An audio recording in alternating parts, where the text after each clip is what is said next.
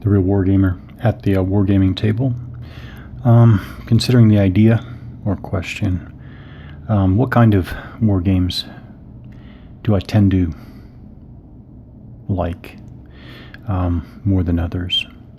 I still try and intend to keep an open mind, meaning, and that to me means that I will continue to go through my collection and try to play as many games as I possibly can. But also, I've gotten to the point where I have a stable of games that I have tried, that when I feel like it, I can go back to. But then there's the question of what games do I actually tend to like and enjoy playing. This came up recently. I was trying to remember why this even came up.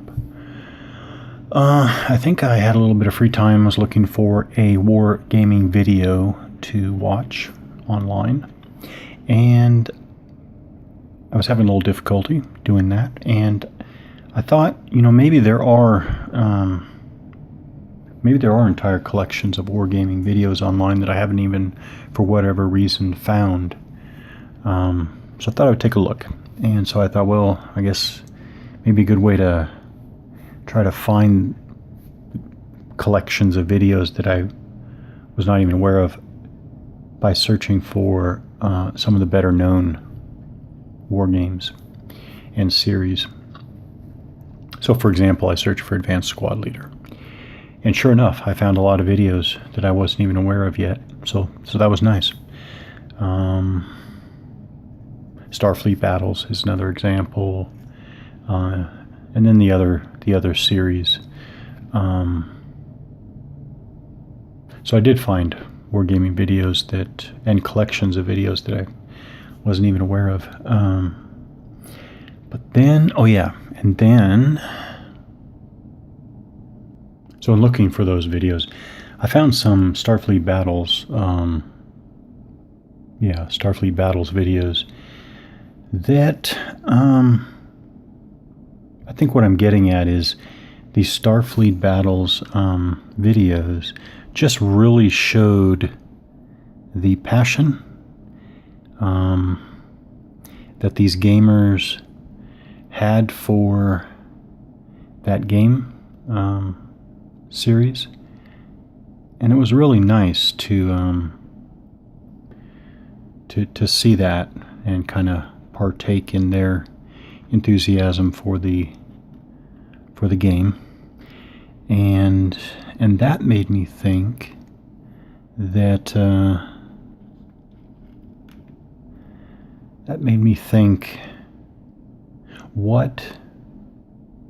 what makes a game or game series, develop a really strong, basically following.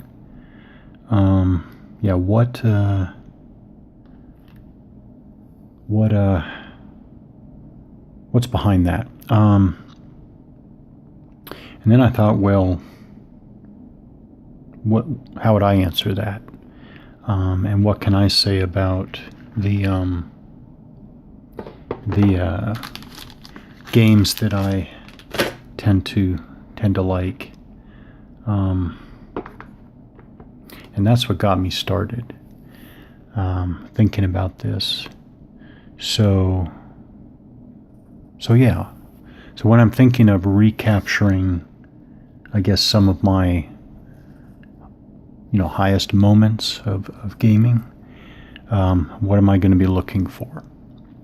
And well, let's start with historical and non-historical.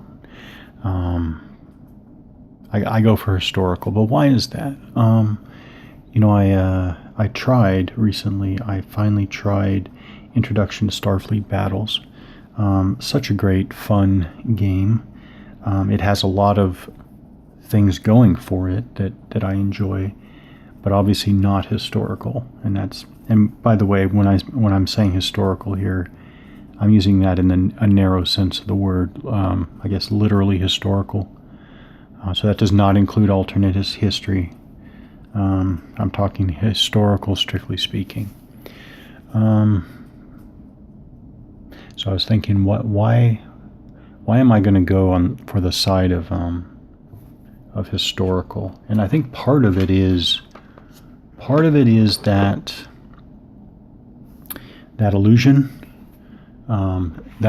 that I could have been there, and even more than that. Okay, I could have been there. I can relate to, if I were able to communicate with the people who were there. There would be a connection. There would be an understanding there. That matters to me. So historical matters to me. Next would be what I call universe games. Maybe I can call them world. No, I don't like. I like universe games, and non-technical term. I could also say open game systems versus closed game systems. Maybe that's what I should refer to the distinction as: closed systems versus open systems. Closed system is easier to explain. It's I think most war games, and it's even the earliest distinct war games. It's each piece. Each piece is a distinct unit. First Division, First Corps, First Army, what have you.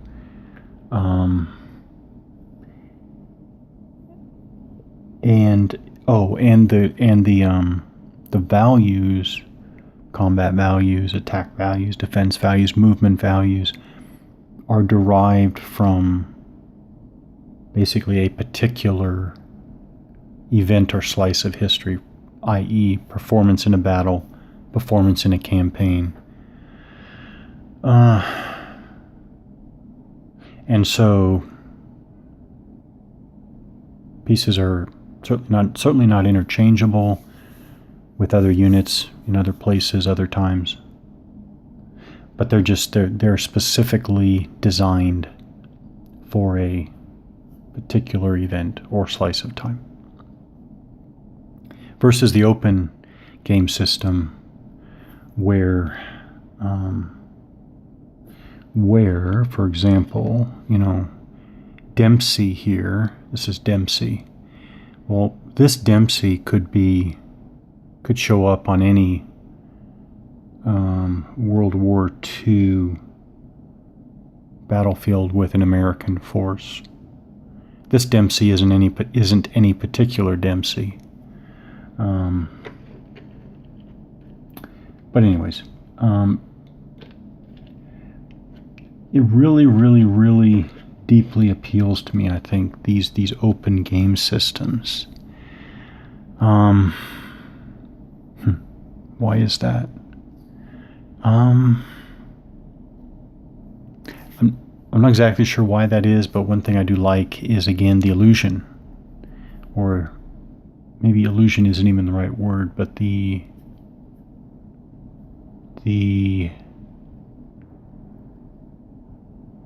well, okay, I'll go with illusion. It's not quite illusion, but the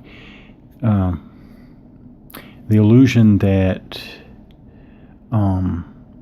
I, as the player, can get into the game universe, and I can go around in that gaming space, so to speak, 360 degrees. Kind of the difference in computer games, not of any particular type, but the revolutionary step taken with computer games, where the earliest games that allowed you to look around, and again, finally look around 360, move around 360, look at something from any angle, pick up objects, etc., versus the earlier version where you were looking in a standardized way and you were interacting with objects in a standardized way, not the non-standard interaction with the world.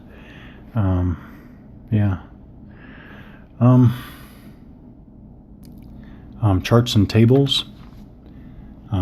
Even though this is probably a bad example to show, because this system has a table-less combat system, but anyways, this isn't about this system. This video is not about this system. When it comes to charts and tables, I like them. I like them a lot. Especially if the charts and tables can do a lot for you. Yeah, charts and tables, no problem whatsoever. Again, I'm not showing it, but I just learned about Space Master role-playing game, and I just learned about it. So I'm getting the impression that this game system, Space Master, has a different table for every kind of a weapon. I like that. I like that a lot. Why is that? I'm not sure. I do like where I don't have to do variations. What I mean by that, I don't have a combat. I don't have a combat resolution table here, but what I mean by that is I'm not a big fan of like a base CRT, and then, you know, if it's a particular type of weapon, then it's like a one column right shift or one column left shift. That's what I mean by I'm not a big fan of dealing with different types of weapons by having variations that have to be imposed, I guess, on some base mechanic. No, I would rather just have a different table, chart, what have you. Is it a table or a chart? I guess it's a table.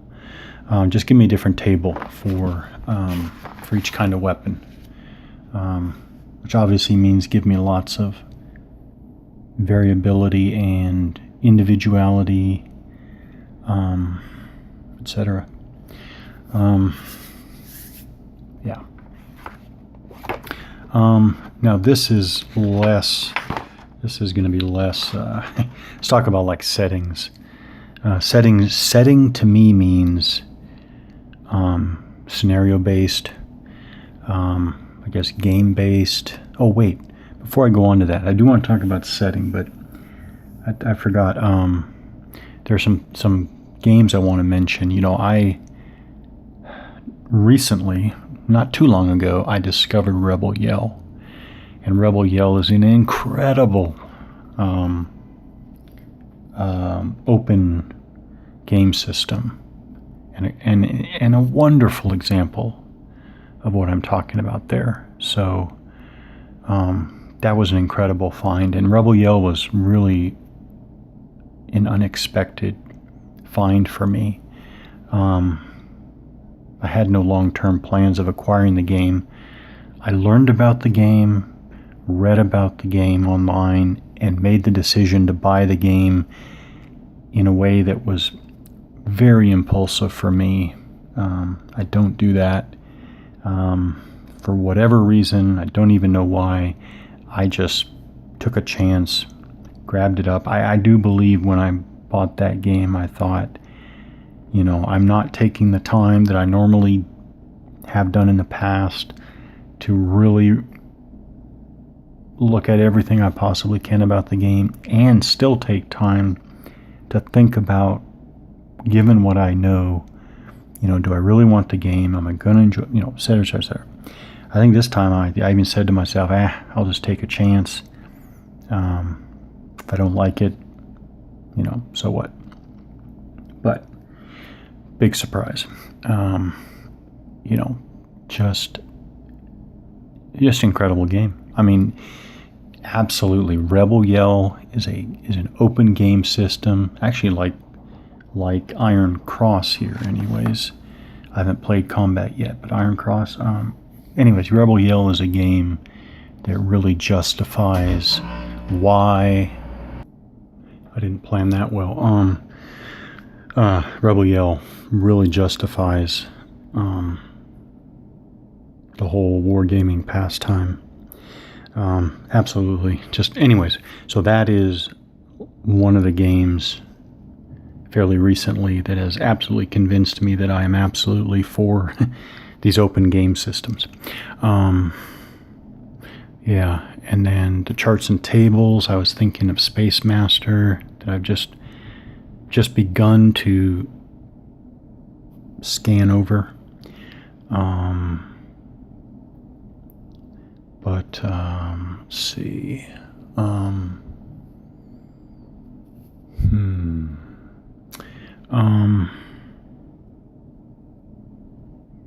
I need to play Firepower more. Firepower should be in the zone that I'm talking about. It really should. But anyways, I was thinking about one more thing, actually. I was thinking about one more thing, and that is this great little first map, this little mini map there, but this is the right kind of map that I like playing on. This is really right on target, but there was one more thing. So there are a few more things. One, I like terrain. I've talked about this before, so I'm just mentioning it. I like terrain with a lot of variability. Variability and variation. Variability and variation. Okay. The other thing, I'll say the last thing that I'll talk about here, and then I'll close this up, is the units themselves. And I started this video with what kind of games do I tend to like. And there's nothing wrong with that formulation, but there's actually another way to put it, which is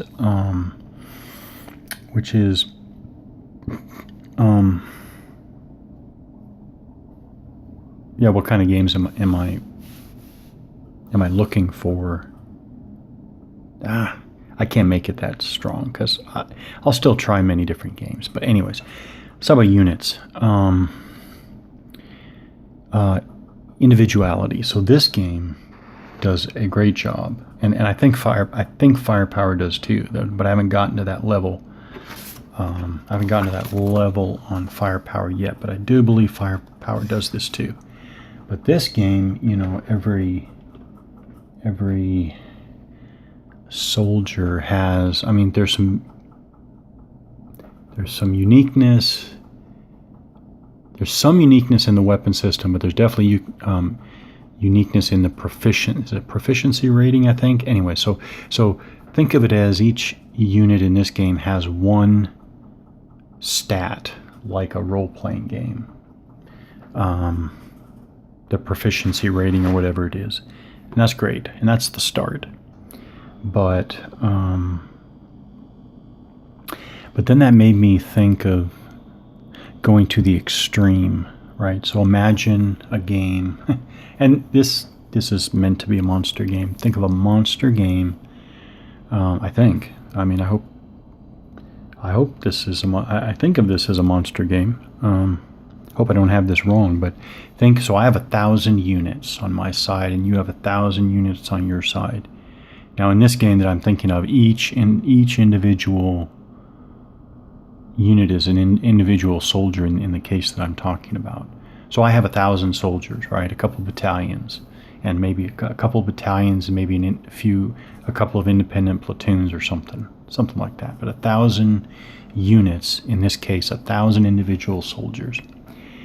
And then imagine that each soldier has at least 4, maybe 5 or 6 stats. And here's I'm being a little absurd here. Okay, I really am. But it's kind of to think about.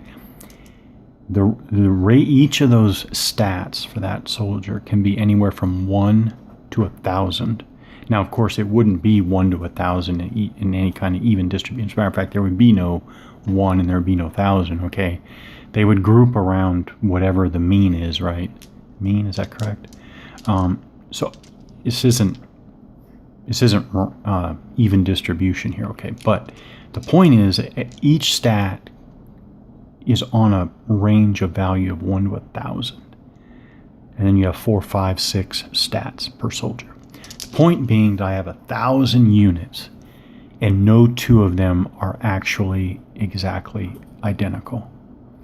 And then maybe in this game you have not 10-sided resolution, random resolution, randomizer and resolution, not percentile, but you have 1,000. So, this is 599. Oops, it's not on the camera.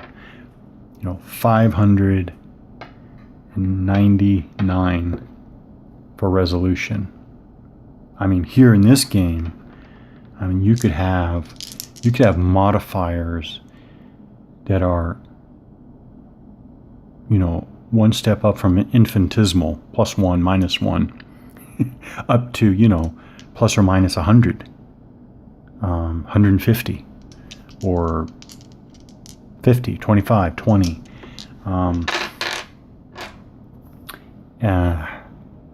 And again, I'm being a little absurd, but it's just the idea to take what I like and kind of stretch it to an extreme.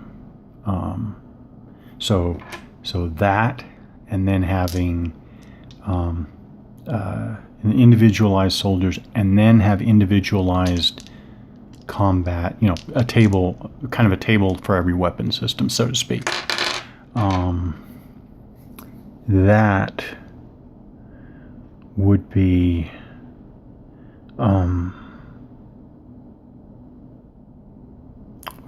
what am I looking for? I'm looking for, there would be no sense of, cookie cutterness, right? And you could do so much. See, I think you could just do some. Oh, I forgot to talk about scenarios. Anyways, I'll zip really quickly through this. I did mean to get to this. I forgot. And I'll make it really quick. Not, forget the ASL scenario, which actually I guess it's not ASL. ASL's, I guess, kind of descended from the Panzerblitz idea of scenarios, I think. Which, where did they get theirs? I'm not sure. Where'd that come from? I'm not sure. But anyways, the scenario says, as a matter of fact, jettison the whole concept of scenario, because it's not a scenario. Again, I said setting. And so I like the idea of, and I've heard that some war gamers don't like this, so be it. I think you can really choose any aspect of war game design, and there's going to be a faction, large or small, that doesn't like it. But no, I would absolutely go for the, what's called random, and I would call it random game generation. Heavily scripted, if you want to call it that, but basically you're generating a game from using multiple variables. That's the way I like to go. So take that with no cookie cutter units, extreme variation. Yeah, this would be variation. Extreme variation for random resolution. And then obviously detail and complexity. Haven't even talked about that yet, but put this together and you're going to get some of that.